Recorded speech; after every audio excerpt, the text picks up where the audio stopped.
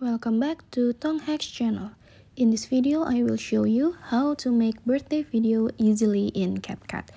After you open your app, here we will try to click template here for searching birthday template. So we can easily make birthday video here, and we will choose any of the template that we want here, such as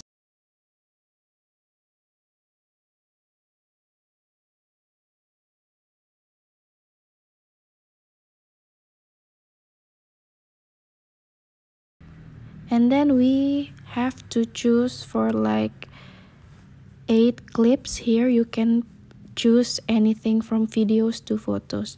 So I will choose one video here.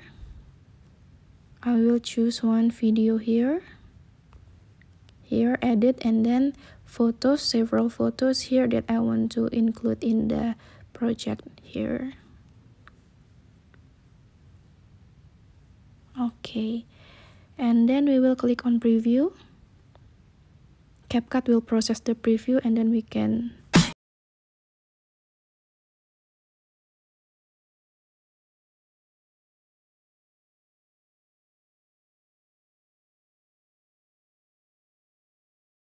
video, subscribe for other tutorial videos, and let me know your thoughts in the comment. Thank you.